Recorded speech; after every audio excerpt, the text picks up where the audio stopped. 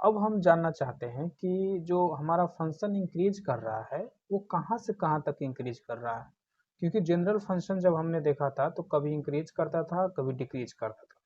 Monotonic function में तो increase या तो डिक्रीज करता था, पर अगर जनरल अब देखो तो किसी इंटरवल में इंक्रीज करेगा, किसी इंटरवल में जैसे डिक्रीज करेगा। जैसे इस केस में देखें तो यहाँ से यहाँ डिक्रीज कर रहा है, यहाँ से यहाँ इंक्रीज कर रहा है ना, यहाँ से यहाँ इंक्रीज कर रहा है फिर डिक्रीज कर रहा है। तो इन केस में हमें पता करना हो कि इसका इंटरवल क्या है, तो कैसे पता करें। तो यहाँ पे हम कुछ एग्जाम्पल से पहले समझते हैं, फिर उसके बाद देखेंगे क्या क्या ऑब्जर्वेशन आया उसमें, और उस हिसाब से अपना रूल बनाएंगे। तो एक क्वेश्चन लेते हैं।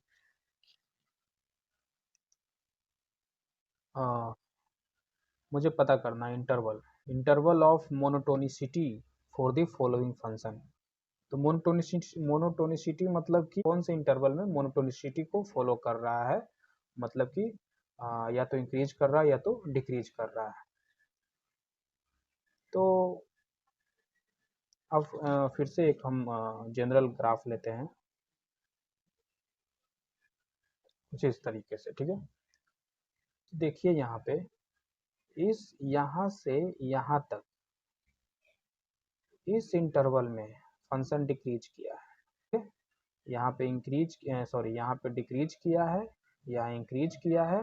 जैसे से एक्स बढ़ रहा है वैसे वैसे वाई भी बढ़ रहा है, तो change in y but change in x positive मिलेगा, तो डेरिवेटिव भी पॉजिटिव मिलेगा। यहाँ से यहाँ तक आपको इंक्रीजिंग मिलेगा, इस रीजन में भी आपको इंक्रीजिंग मिलेगा।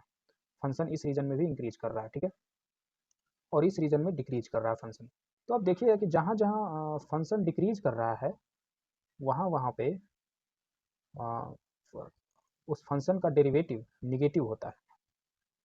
जैसे यहाँ पे फंक्शन डिक्रीज कर रहा है तो यहाँ पे फंक्शन का डेरिवेशन फर्स्ट डेरिवेटिव निगेटिव होगा, क्योंकि सिंपल है भाई, जैसे जैसे एक्स बढ़ रहा है वैसे वैसे वाई कम रहा है, तो चेंज इन वाई तो निगेटिव ही होगा, तो चेंज इन वाई बटे चेंज इन एक्स निगेटिव होगा, मतलब स्लोप निगेटिव होगा। सिमिलरली यहाँ पे पॉजिटिव होगा, यहाँ पे भी पॉजिटिव होगा और यहाँ पे निगेटिव होगा। तो अगर मुझे ये पता करना है कि किस इंटरवल में क्या क्या हो रहा है, इंक्रीज कर रहा है कि डिक्रीज कर रहा है, तो हम बस ये देख लेते हैं कि उसका डेरिवेटिव कहाँ कहाँ पे निगेटिव है, किस किस इंटरवल में निगेटिव है, किस किस इंटरवल में पॉजिटिव है। एक चीज़ यहाँ पे गौर करने वाली बात है कि ये जो जहाँ पे स्लोप जीरो आता है, जहाँ पे फर्स्ट डेरिवेटिव जीरो है उसके पहले निगेटिव है उसके बाद पॉजिटिव है। यहाँ पे देखिए यहाँ पे फर्स्ट डेरिवेटिव जीरो है और इसके पहले पॉजिटिव है और इसके बाद निगेटिव है। तो यहाँ पे स्लोप कहाँ कहाँ पे जीरो है वो पता कर लेते हैं, फिर उसके बाद चेक करेंगे कि इसके पहले क्या है और इसके बाद क्या है। जैसे कि इस फंक्शन में इसका हम फर्स्ट डेरिवेटिव निकालेंगे जो कि कुछ ये आया, और पता करते हैं कि कहाँ कहाँ पे इसका स्लोप जीरो आ रहा है। फिर जिस जिस वैल्यू पे स्लोप जीरो आएगा उस वैल्यू के पहले और उस वैल्यू के बाद वैल्यू पुट करेंगे इसमें, और देखेंगे कि क्या नेचर है, इंक्रीज कर रहा है कि डिक्रीज कर रहा है। तो -3x² plus 12x minus 9 is equal to 0। तो इसको हम 3 कॉमन ले लेते हैं यहाँ पे और माइनस भी, तो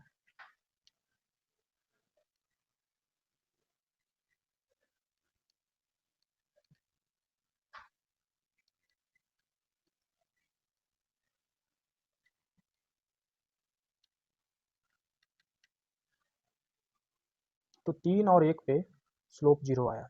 तो 3 से पहले और 3 के बाद देखते हैं। तो हम ऐसा करते हैं, ये हम अपना नंबर लाइन बनाते हैं और यहाँ पे 1 रखते हैं और यहाँ पे 3। तो 1 और 3 पे स्लोप जीरो है, तो 1 से पहले वाले वैल्यू मान लो जीरो, तो जीरो रख के देखते हैं।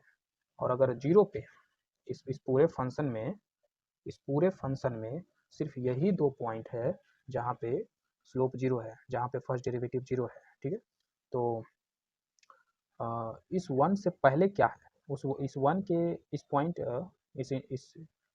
इस x के वैल्यू 1 पे 1 से पहले फंक्शन का नेचर क्या है, पॉजिटिव इंक्रीज कर रहा है कि डिक्रीज कर रहा है।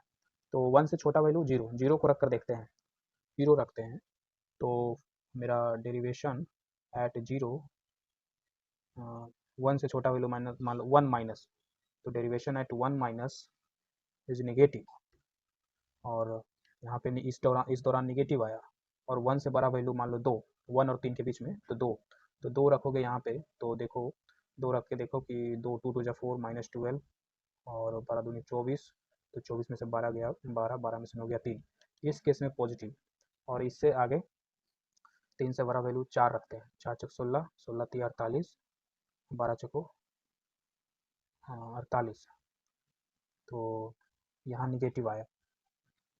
तो 1 से छोटे वैल्यू पे निगेटिव आ रहा है, मतलब कहाँ तक, माइनस इन्फिनिटी तक, तो माइनस इन्फिनिटी से 1 तक निगेटिव आया है, इसका मतलब ये जो फंक्शन है माइनस इन्फिनिटी से 1 तक डिक्रीज कर रहा है, और फिर 1 से 3 तक पॉजिटिव आया है, तो इसका मतलब क्या पॉजिटिव आया, डेरिवेशन पॉजिटिव आया है, मतलब कि इंक्रीज कर रहा है, और 3 से इन्फिनिटी तक डिक्रीज कर रहा है। तो function is increasing at x belongs to minus infinity से 1, और सॉरी ये डिक्रीजिंग कर देते हैं इसे, फंक्शन इज डिक्रीजिंग, तो 3 से इन्फिनिटी, और function is increasing at x belongs to 1 to 3। इस तरीके से हम इंटरवल पता करते हैं। तो हमने क्या किया यहाँ पे, हमने एक फंक्शन देखा, उसका डेरिवेशन निकाला, उसको उससे फिर पता किया कि कहाँ कहाँ पे डेरिवेशन 0 है, तो उस वैल्यू से छोटा और बड़ा कर करके हम निकालें कि कहाँ कहाँ पे पॉजिटिव हो रहा है, कहाँ नेगेटिव हो रहा है। तो आप यहाँ पे ये साइन स्कीम इसको बोलते हैं, तो साइन स्कीम से पता किए। तो आप यहाँ पे मेथड्स लिख सकते हो कि सबसे पहले हमने क्या किया कि मेरे पास एक फंक्शन था, तो उसका पहले हमने क्या किया कि उसका डेरिवेशन निकाला, और फिर उसको उस डेरिवेशन को 0 से इक्वेट करके हमने रूट्स निकाले।